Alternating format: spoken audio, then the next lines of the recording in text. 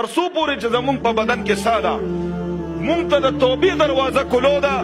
زمونږ د دعاګانو اورېدونکې او قبلونکې دا داسې دروازه الله رب العالمین کولو کړی چې دې له بندیش نشته ترسو پورې چې ملک الموت نی راغلی او زمونږ روح یې چې کم دی د خپو د طرف نه شروع کړي نه وي تر هغې پورې دا ټولې دعاګانې زمونږ تبلیغي دي تهجدو کې الله ته جړا فریاد کوي جي د فرض مون نه پس منډې مه وهئ دی محسوسوي دی جي چې صرف اور صرف الله را بلی جي دې کې الله یو عجیبه نشه د زما عزتمندو ځکه چې کوم خلق د دعاګانو حدیث کې راځي د الله رسول فرمایي چاته چې د دعا دروازه کولو شوه د دعاګانو دروازه بار بار دې دعاګانې د الله نه غواړي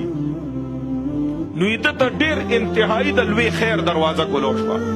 د لوی خیر دروازه ته کولو شوه دي دې په هغې دعاګانو سره الله را بلی او خپل مصائب او مشکلات چې کم دی نو حل کوي جي او دې باره کې د کتابونو کې علماء عجیبه عجیبه واقعات لیکلي جي دا په یقین سره چې کله الله را بللی کېږي نو مجال شته چې هغه دعا رد شي چې د ده پکې خیر وي بعضې وخت یو دعا کې خیر نی نو الله بیا رد کوي کو ته ډېر هم په دغه سره وغواړې خو دومره اثر د دې وي جي چې بعضې وخت یو دعا ستا قبوله نه شي خو د دې په ځکه هغې کې ستا خیر نه وي چې ته کوم شي لپاره غواړې د دې په مقابله کې د بل طرف نه پتا باندې یو مصیبت او حادثه را رواني هغه حادثه الله ختمه کړي د دې فایده ته د درکوي الله پاک دا دله قبوله نه کړي خو بل یو حادثه دله ختمه کړي بیا هم د دعا اثرات شته زمونږ د چارسدي تبلیغي مرکز کې جي یو مشر و د شورا الله دې وبخي او ډېر لوی جرګې به یې کولې د الله رضا دپاره جرګې والا انسان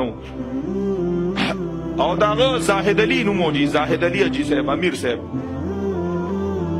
نو هغه یو عجیبه خبره د هغه حوالې سره زما ماما کولې جي ما ته وي زاهد علي حاجي صاحب سره زه عمرې له تللی وم وي عمرې له لاړم وي هلته چې څنګه خانه کعبې باندې زمونږ نظر پرېوته د څه دعاګانې م وغوښتلې او بیا دا زاهد علي حاجي صاحب داسې کي چې یا رب العالمین الله ته سوال کوي مونږ پښتانه خلک یو چې زمونږ ځای ته څوک میلمه راشي نو چای پې څکو خامخا یا رب العالمین مونږ ستا کور ته میلمانه راغلي یو مونږ باندې چای وڅکه ستړي یو سوچ وکړئ جي داسې یعنې په الله باندې یقین او غیر متزلزل ایمان او داسې په یقین سره د الله نه غوښتل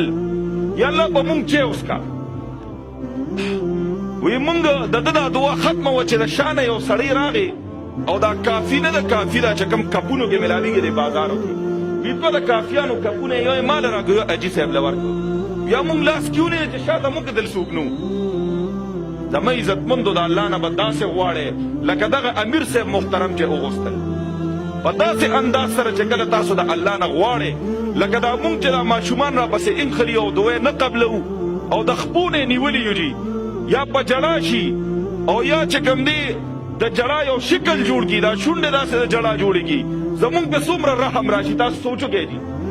کله چې مونږ د الله نه داسې غوښتل شروع کړو لکه دا بچي چې زمونږ نه غواړي مطالبه رانه کوي او مونږ یې د خپو نه نیولي یو او زمونږ پې رحم راشي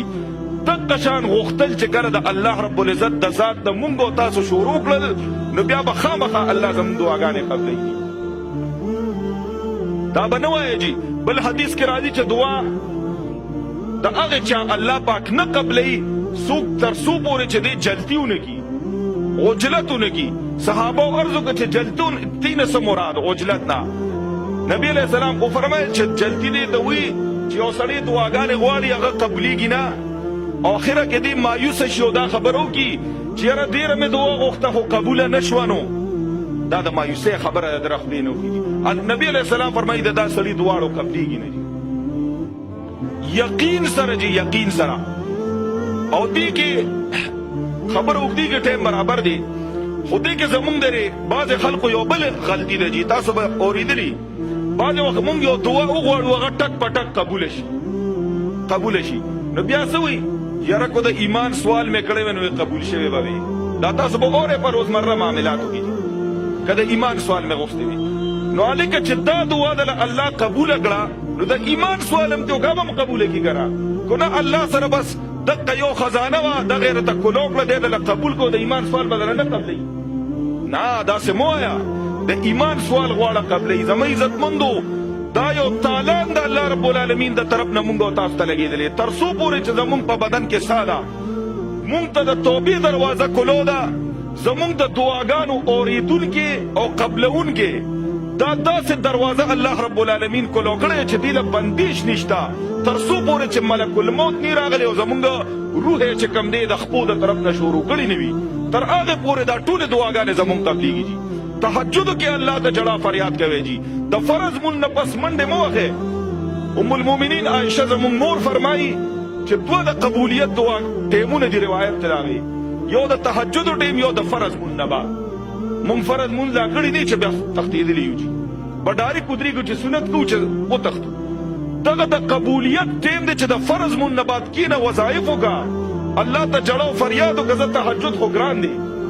په اوړي کې چې کوم دی شپې وړې وي او ژمي کې یخني وي نو ځکه هغه نشي کولی د فرض مون نه پس کښېنه جي صدق دل سره الله نه دعاګانې غواړئ زما عزتمندو او ټول مسایل د الله رب العالمین حل کوي جي دا د الله وعده ده جي پخپله د الله نه غواړه هېڅ چاته ضرورت نشته چې یو پسې ګرځې تعویز راله وکړه مولوي صاحب یو پسې ګرځې ساختونه راله وکړه پخپله الله سره تعلق جوړ کړه زما عزتمندو بل طرف ته د تلو ضرورت نشته بېشکه دا سنت طریقه ده چې یو سړی د ځان نه بهتر سړي ته ووایي چې یاره ما په دعا کې یاد ساته دې کې ممانعت نشته جي لیکن صرف په خلکو باندې تکیه لګول او پخپله چې کوم دی نو لاس پې نه خوځوله دا د اسلام چې کوم دی د اصولو منافي خبره جي مونږ له پکار دي مونږ پخپله چې کوم دی په عزم او په یقین سره ټول مشکلات او ټول مصائب او ټول تکلیفونه او ټول بیماری روحاني جسمانی دا ټول په الله باندې حل کو مخکې د دې نه چې ملک الموت راشي او بیا زمونږ هېڅ دعا نه قبلېږي جي نو مایوسي په دې باب کې نه ده پکار جي